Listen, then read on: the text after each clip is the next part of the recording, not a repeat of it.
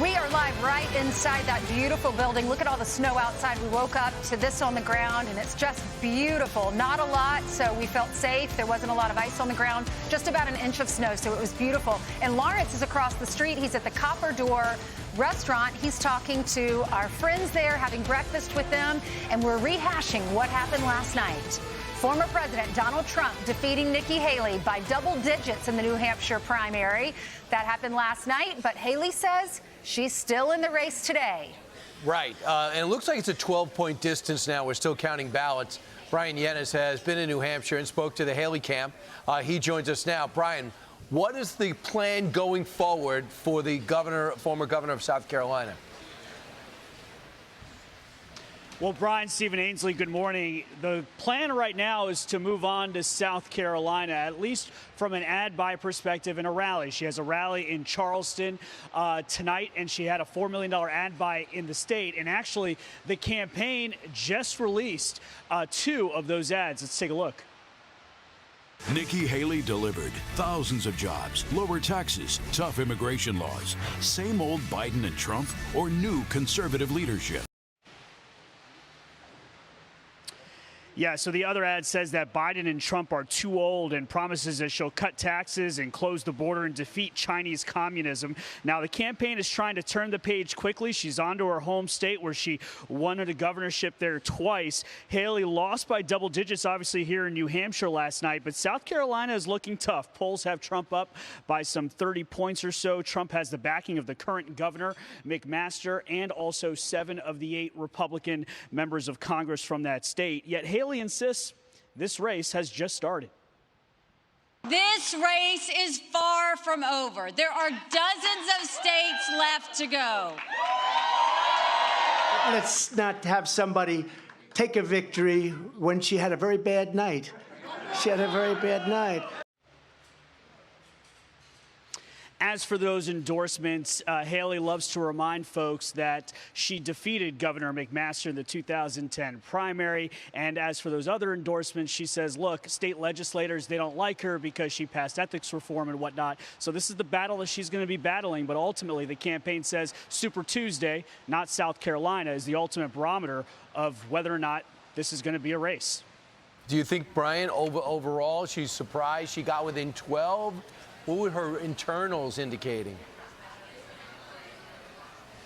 Yeah, it's a great question. I had been asking about the internals and didn't really receive a straight answer on that, but I've been asking about points and margins for a better part of a week, and nobody would commit to a number. And I think that was the point. You know, no surprise that they released the memo yesterday saying that they were going onward to Super Tuesday. There was a real expectation here of us, I think, exactly what happened last night, and now they're saying, look, they even did better than what the pundits were saying. So this was part of the plan. Super Tuesday, they woke up yesterday morning, sent out that memo, and started this conversation early in anticipation of the result we got.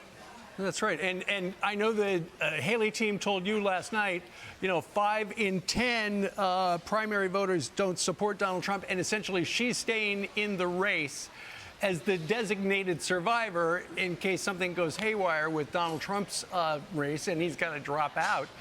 And this also factors into, you know, months ago we were talking about how some moderate Republicans, they said, well, the way to beat Trump is because there are so many Republicans running in the primary, once they can whittle it down to one-on-one, then the non-Trump voter would coalesce around whoever that person was. And it looks like that's the thinking behind the Haley camp.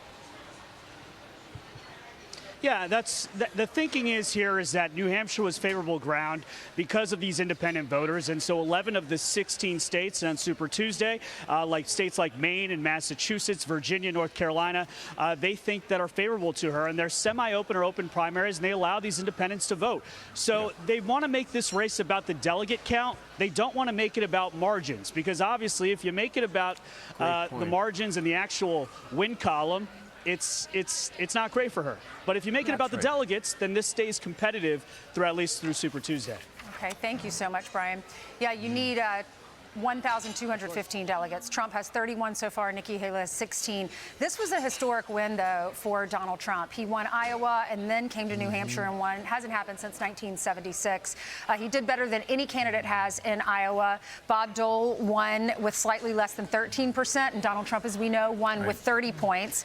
He's won over 75% of the real Republican voters. And then what's next? It's not South Carolina, as Nikki Haley was saying. It is February 6th. That's Nevada. And Trump will likely win Nevada because Nikki's not a part of the caucus there. Then they go to South Carolina. And as Brian was saying, the Real Clear Politics average has him up 30.2% and has the support of Governor McMaster, the 2 U.S. senators, Nancy Mace, among others. So going forward, she says she's staying in the race, and that's okay. She has the money to do that. A lot of people like her. She gets that independent vote. But what is her plan going forward, Lawrence?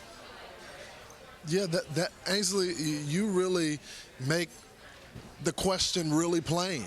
What is the path?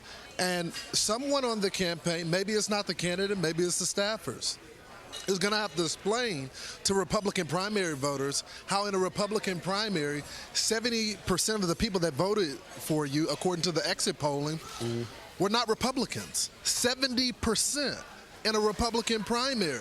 And so, yes, I know candidates and maybe her campaign strategy to skip to the general, but you can't skip to the general when you haven't won one state, especially when you're skipping Nevada. And you only skip a state if you know that you're going to lose the state. So we're talking about 3 losses before we get to South Carolina. And all the polling indicates that probably that's going to be Donald Trump's strongest performance. So, look, I think when you get Ronna McDaniel and a lot of the Republicans that have made it very clear that they're going to start coalescing behind Donald Trump, the big question is going to be not just the path, but what are these donors that want to go to the old Republican Party, back to that? Are they going to stay behind Nikki Haley? Yes, well, she has the cash right now, but she's going to need more. Yeah, she raised $1.5 million since DeSantis dropped out. And we'll see if these people, as Ken Langone said, I'm going to wait to see whether I'm writing a check to Nikki Haley or not after New Hampshire. Yeah. He says, I don't want to throw my money down a hole.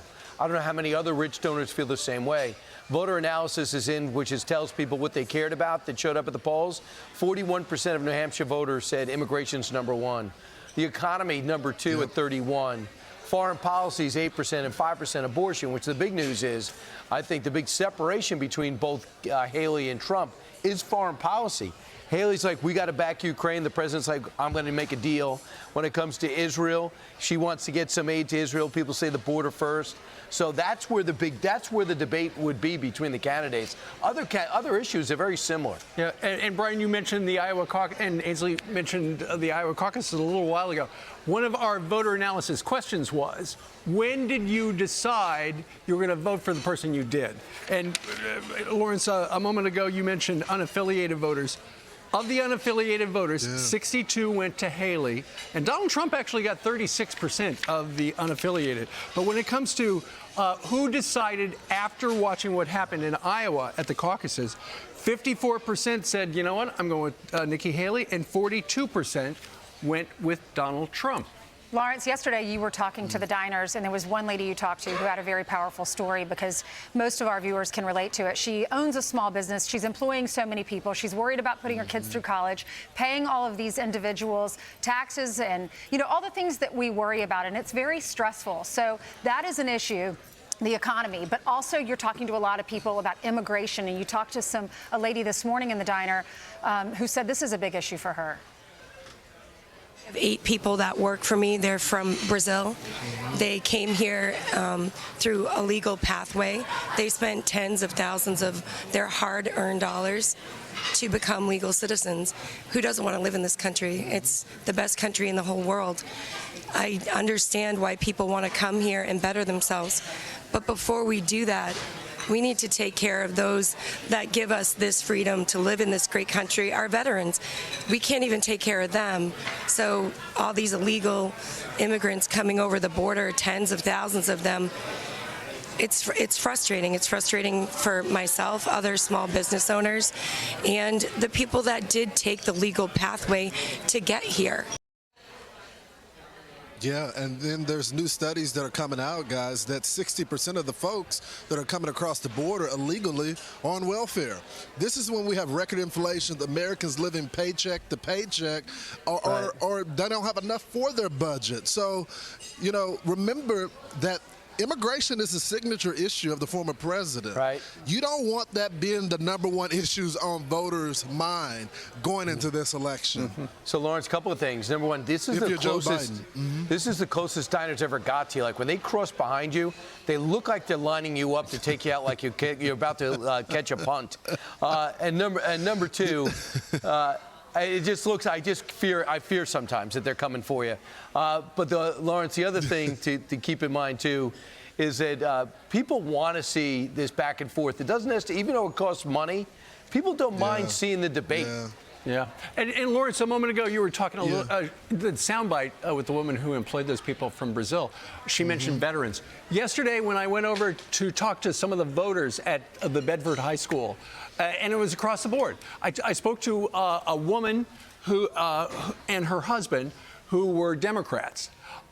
Historically, had voted for, last time voted for Joe Biden. They were undeclared. They asked for a Republican ballot. They wanted to vote for Donald Trump because they felt like when Donald Trump was president, he actually had the back of the military. I'm Steve Doocy. I'm Brian Kilmeade. And I'm Ainsley Earhart. And click here to subscribe to the Fox News YouTube page to catch our hottest interviews and most compelling analysis.